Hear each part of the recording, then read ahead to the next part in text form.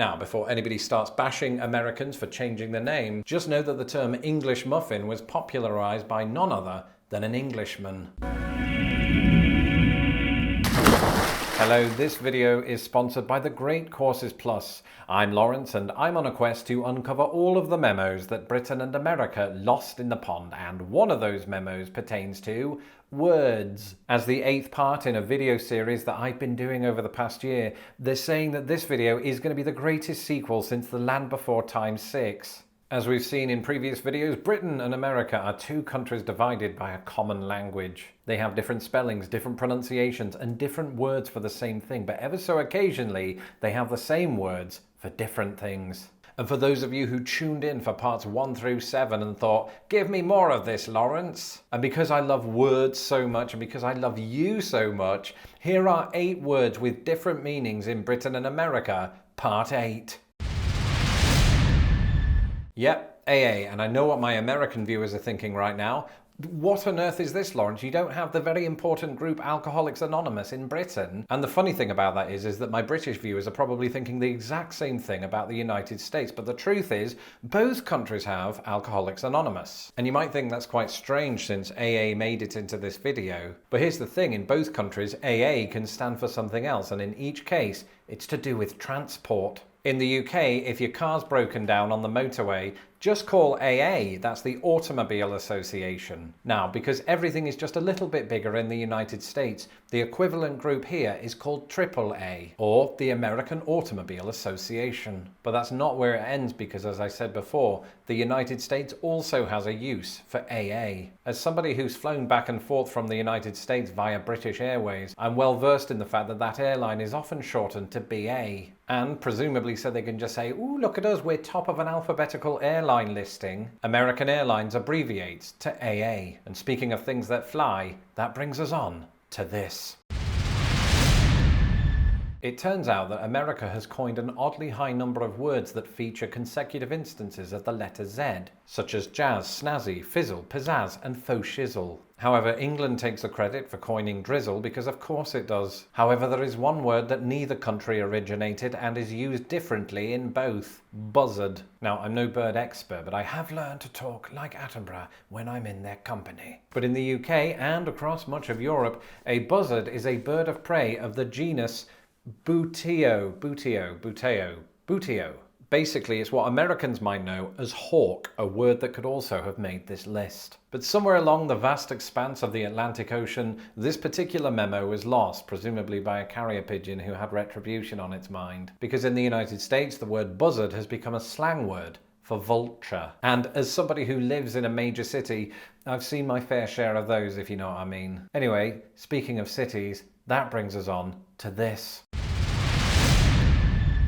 Okay, it's true, in both countries a city can be broadly defined as a human settlement with a large population. But that doesn't always play out, and both countries have their own ways of declaring a city a city. Growing up in Britain, I was always told that to differentiate itself from just a town, a city must have a cathedral. And this is one of those rules that most of us Brits think is universal, but isn't. We've just sort of been led to believe that because of stories passed down from history. After all, this correlation between a city and its cathedral originated with none other than King Henry VIII. Way back in the 16th century, it was he who granted city status to 6 cathedral towns, so, you know, one for each wife. In the United States, this correlation doesn't exist. Here, a city can be large, just like you would normally find in Britain, but it can also be a somewhat important municipality that's governed under a charter granted by the state. And some cities here are quite frankly small. If they existed in Britain, they'd probably be known as towns or villages. And as it happens, city is not the only C word that made it onto this list.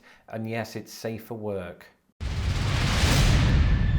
Unless you've been living under either a rock or The Rock, you'll no doubt be familiar with those memes and t-shirts and tea towels that say, keep calm and carry on, especially those of you who are already following the Lost in the Pond Facebook page 7 years ago. And while the original poster was used by the British government as a call to action at the start of World War II, the significance of it in the 21st century has been realised in both Britain and America. So hang on then, you're probably thinking, how on earth did it make this list? Well, as you've seen by now, words and phrases can have multiple meanings on both sides of the pond. In Britain, Britain, to carry on with someone means to have an affair with them, which really makes you rethink the country's wartime propaganda. Whereas America's use of the words carry on could take us back to our first entry when we talked about American airlines. Because in American air travel parlance, that small luggage that you can take onto the plane, that we know in Britain as either hand luggage or baggage, is known in the United States as your carry-on or carry-on luggage. Now, it's quite easy to see why this one got lost in the pond, because when English was developing in the United States,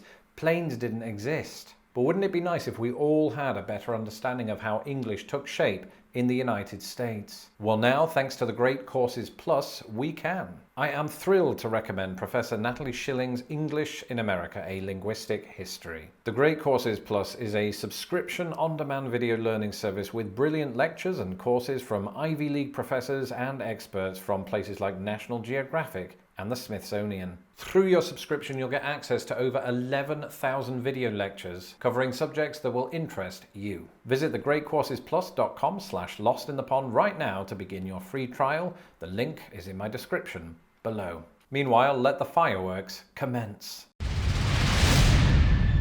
And that's because the word banger is a type of firework in both countries. You've all seen them. They're the type of fireworks that go bang. So that is most fireworks, I think. Actually, in the UK, there are two more meanings. Have you ever seen or perhaps driven one of those motor vehicles that just looks rubbish because of general wear and tear? In Britain, we might refer to such a banged up car as a banger. But don't worry, we don't eat them, some of us. That's reserved for bangers and mash. Bangers and mash? Lawrence, what is bangers and mash? Well, I'll tell you. It's sausage and mash. There's a wild misconception that this dates back to World War II.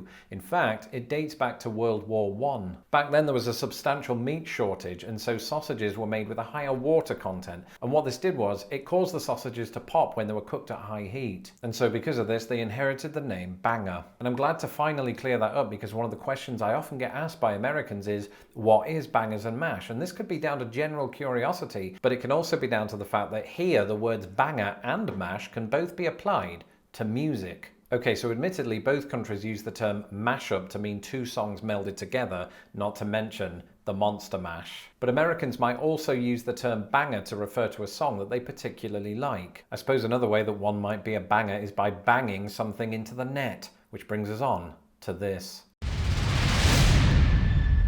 One thing that you probably don't know about me is that 157 years ago, when I was just 15 years old, I played in defence on a hockey team. And even though I say so myself, I was absolutely rubbish. But this was in Britain, where the word hockey used by itself does not mean the same thing that it does in North America. And it wasn't a puck we were shooting, it was a ball. And it wasn't played on ice, it was played on grass, so long as the football team wasn't in session. That version of hockey is the more popular in the United Kingdom, accounting for the fact that we refer to the sport known to North Americans as hockey as ice hockey. And while we're on the subject of H words, here's another one.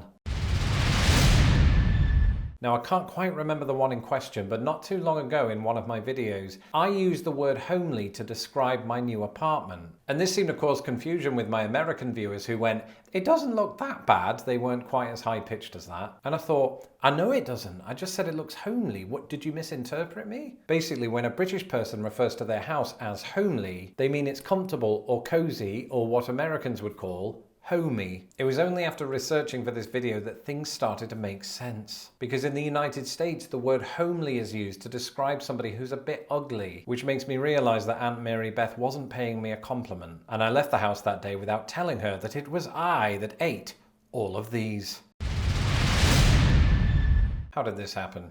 When it comes to British and American differences, perhaps muffins are the finest example of anything you can do, I can do better. And you'll see why that is in a moment, but in Britain, here's what a muffin is. It's a thick, round baked yeast roll, usually toasted and served with butter. I read that on Wikipedia. And does this sound familiar, Americans? Does it? Does it? Does it? It's what you refer to as an English muffin. Now, before anybody starts bashing Americans for changing the name, just know that the term English muffin was popularized by none other than an Englishman. Samuel Bath Thomas moved from Plymouth, England to New York City in the 19th century. It was there that he opened his famed bakery, and English muffins became his signature item. 150 years later, Thomas English muffins are still widely available in the United States today. So then, for what food item do Americans reserve the singular word muffin? Well, it just happens that this was a conversation that came up on my most recent live stream. Muffins are typically less sweet and more crumbly than cupcakes, and are usually unfrosted.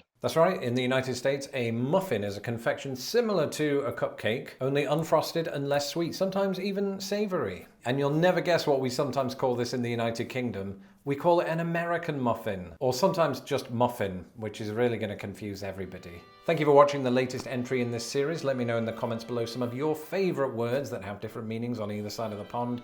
And don't forget to subscribe to my channel so that my videos don't get lost in the pond. A big shout out to all of my patrons who joined me on that secret live stream. If you would like to become a patron of Lost in the Pond, you can do so at patreon.com/lostinthepond. Until the next video, goodbye.